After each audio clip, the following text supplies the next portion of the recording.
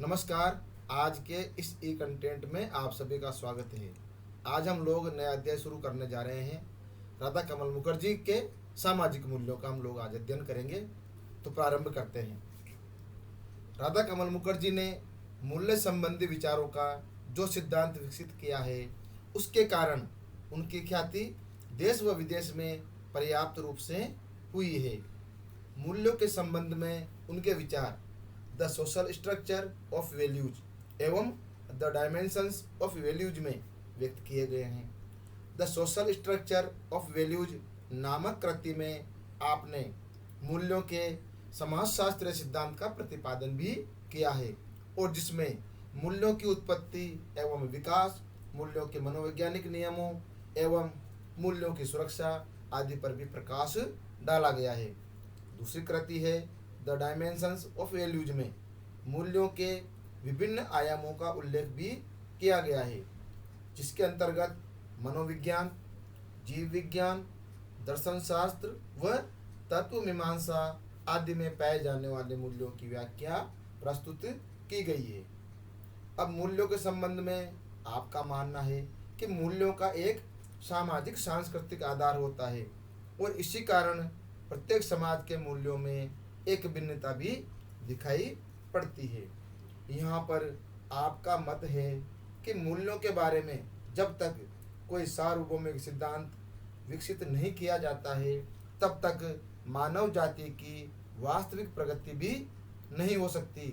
और मुखर्जी के मत में मूल्य वे सामाजिक मानक या आदर्श हैं जिनके आधार पर विभिन्न सामाजिक परिस्थितियों एवं विषयों का मूल्यांकन किया जाता है। मूल्य सामाजिक जीवन के लिए महत्वपूर्ण होते हैं और इनके द्वारा सभी प्रकार की वस्तुओं का मूल्यांकन भी किया जा सकता है। इनमें विचार, क्रिया, गुण, वस्तु, समूह, लक्ष्य अथवा साधन आदि कुछ भी हो सकता है और मूल्यों का एक भावात्मक आधार भी होता है, अर्थात मूल्य ही व्यक्तियों की भावनाओं को प्रभावित भी करते हैं। अतः जब कोई व्यक्ति किसी चीज़ के विषय में विचार करता है और निर्णय लेता है अथवा मूल्यांकन करता है, तो उस पर भावनाओं अथवा उद्योगों का प्रभाव स्पष्ट परिलक्षित भी होता है। इस प्रकार मूल्य सामाजिक जीवन के विभिन्न पक्षों से संबंधित होते हैं। उदाहरण के रूप में परिवार के मूल्य अलग हैं तो राष्ट्र के स्तर पर वे अलग प्रकार के होंगे और इसी प्रकार राजनीति, धर्म, आर्थिक जीवन व सामाजिक जीवन से संबंधित विभिन्न प्रकार के मूल्य होते हैं और मूल्यों का एक बोधात्मक तत्व भी होता है जो यह निर्धारित करता है कि क्या उचित है और क्या अनुचित, क्या करना चाहिए और क्या नहीं। इस दृष्टि से मूल्यों का संबंध आदर्शों व नियमों से होता है, सामाजिक मूल्यों की श्रेणी में आते हैं।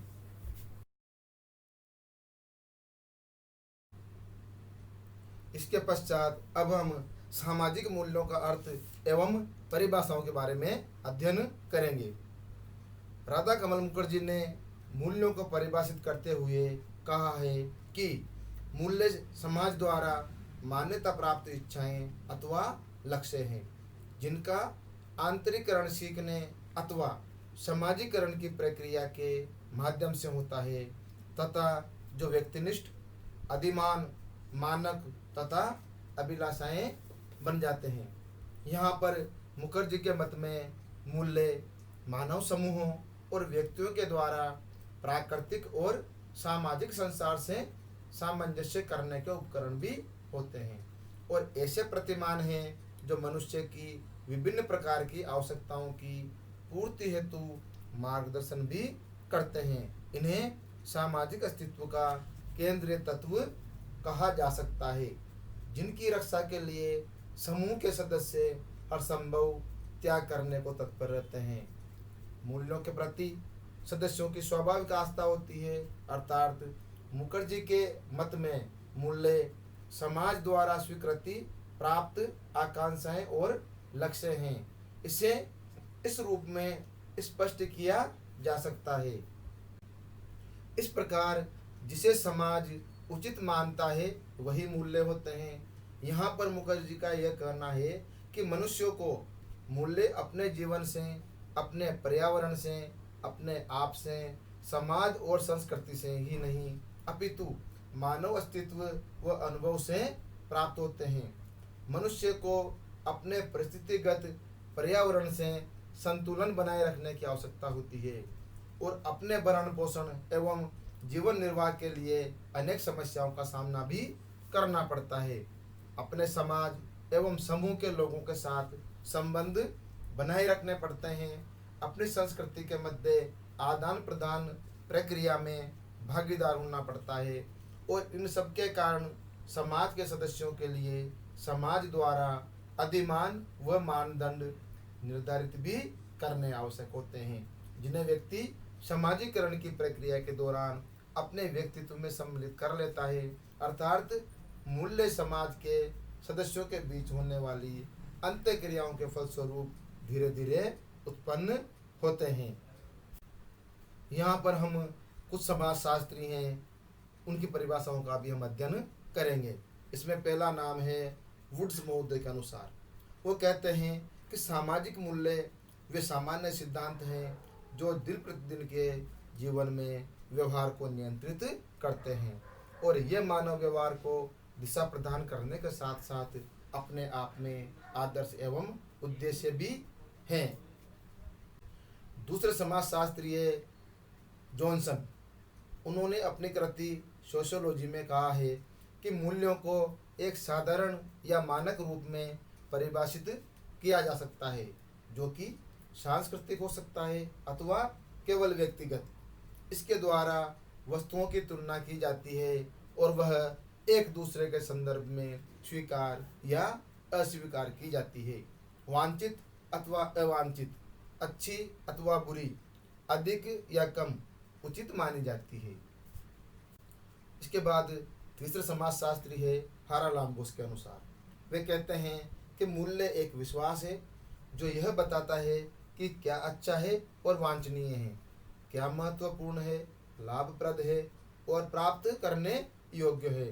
तो इन सभी परिभाषाओं का हमने अध्ययन किया और उपर्युक्त सभी परिभाषाओं के आधार पर यहाँ पर यह निष्कर्ष निकलता है कि सामाजिक मूल्य वे मानक हैं जिनके आधार पर किसी व्यक्ति की भावनाओं, व्यवहारों, गुणों, लक्षणों एवं साधनों आदि को उचित अथवा अनुचित, अच्छा अथवा बुरा भी माना जा सकता है।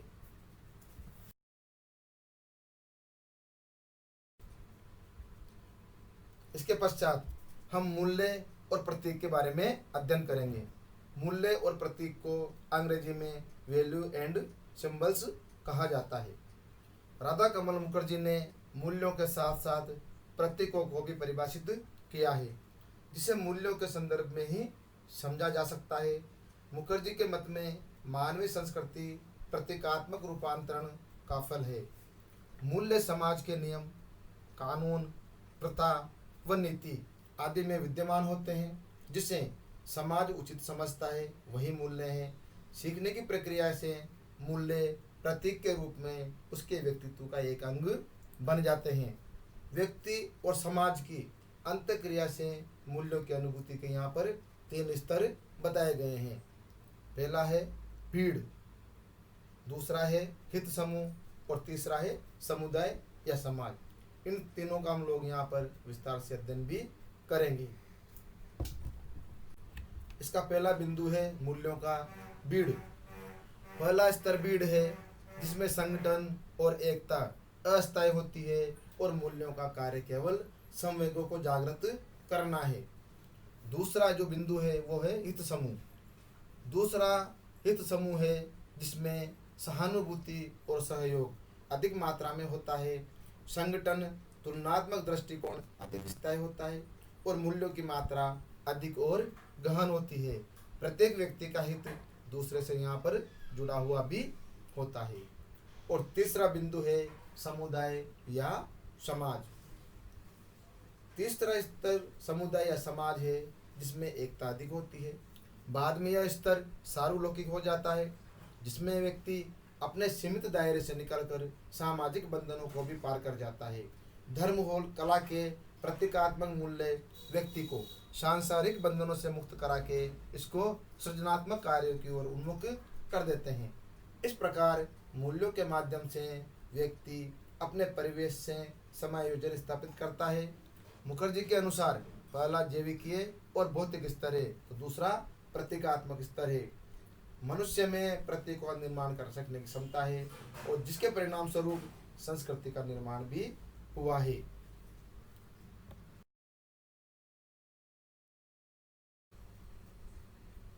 इसके पश्चात अब हम यहाँ पर राधा कमल मुखर्जी के प्रतीकात्मक रूपांतरण की प्रक्रिया को निम्नलिखित सारणी के द्वारा प्रस्तुत करते हैं। प्रतीकात्मक रूपांतरण, इसके अंतर्गत प्रत्यक्षीकरण, विवेक और व्यवहार है। फिर यहाँ पर प्रत्यक्षीकरण के अंतर्गत 3 पार्ट दिए हुए हैं। नेत्र पटल प्रभाव, दूसरा है प्रतिमान और तीसरा है बिंब। ऐसे ही दूसरा जो पार्ट है विवेक, उसके अंतर्गत अर्थबोध, तर्क और विज्ञान शामिल होते हैं। इसके पश्चात है कला, लोकगाथा, धर्म और वैचारिकी। फिर आता है तीसरा बिंदु व्यवहार। व्यवहार को उन्होंने यहाँ पर 4 भागों में डिवाइडेशन किया है: चलन, नैतिकता, कर्मकांड और विधि। इसके पश्चात अगर हम देखते हैं तो नेत्र पटल प्रभाव को भी यहाँ पर एक भाग में डिवाइडेशन किया गया है। और नीचे आता है संस्कृति की प्रतीकात्मक संरचना। इसके अंतर्गत विज्ञान, कल्पना, भाषा, नैतिकता, धर्म, कला और दर्शन आदि जो कुछ व्यक्ति पर निर्मित किया गया है वह इस संसार का प्रतीकात्मक आयाम है। और साथ ही मनुष्य द्वारा भौतिक परिवेश को नियंत्रित करने के लिए जो प्रयास किए गए हैं वे भी प्रतीकात्मक सर्जन के अंतर्गत ही आते हैं। इस प्रकार राधा कमल मुखर्जी ने प्रतीकों में संप्रेषण अर्थात कम्युनिकेशन को भी सम्मिलित किया है। इस प्रकार प्रतीकों के गुण पर ही नैतिकता की पृष्ठभूमि भी रखी जा सकती है।